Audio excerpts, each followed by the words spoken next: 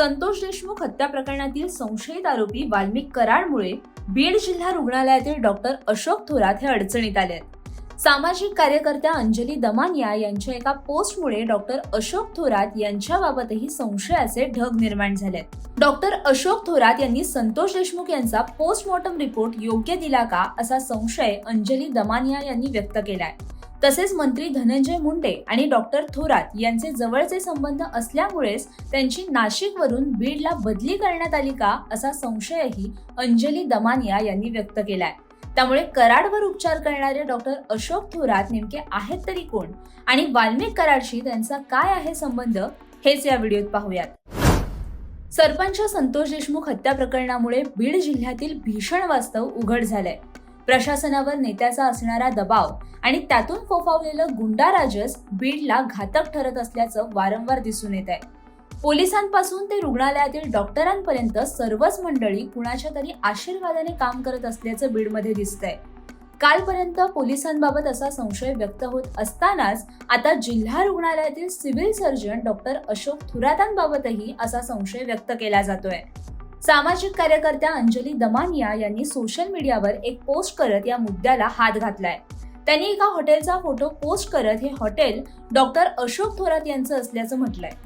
Piyush in असं या हॉटेलचं नाव असून ते अंबाजोगाई इथे असल्याचं दमानियांनी म्हटलंय. नेमकं हे हॉटेल कुणाचं आहे याची चौकशी झाली पाहिजे अशी मागणी अंजली दमानियांनी केली आहे.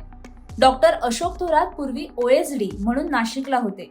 त्यानंतर परत बड्या व्यक्तीच्या आशीर्वादामुळे त्यांची बदली बीडला झाल्याचं अंजली दमानियांनी म्हटलंय.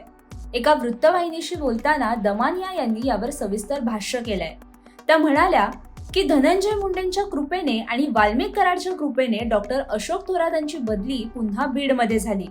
आम्हाला त्यांच्या एका मोठ्या हॉटेलबद्दल कळालं आणि ते लक्झरी हॉटेल असल्याचं कळताच धक्का बसला. याच डॉक्टरांनी संतोष देशमुखांचा पोस्टमॉर्टम रिपोर्ट दिलाय.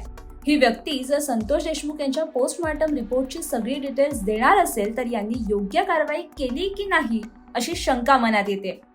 यावेळी अंजली दमानिया यांनी डॉक्टरांवर भ्रष्टाचाराचे आरोप असल्याचंही म्हटलंय. डॉक्टर थोरातांवर कोविड काळात भ्रष्टाचार केल्याचे आरोप आहेत. 8 कोटी, 2 कोटी, 1 कोटी असे एकूण 24 आरोप डॉक्टर थोरातांवर आहेत. त्यांचीही चौकशी झाली पाहिजे असं दमानियांनी म्हटलंय. डॉक्टर थोरातांचं हॉटेलसोबतच एक हॉस्पिटल देखील आहे. त्यामुळे थोरातांचे डिटेल इन्व्हेस्टिगेशन झालं पाहिजे आणि जे पैसे त्यांनी खाल्लेत ते रिकव्हर झाले पाहिजेत.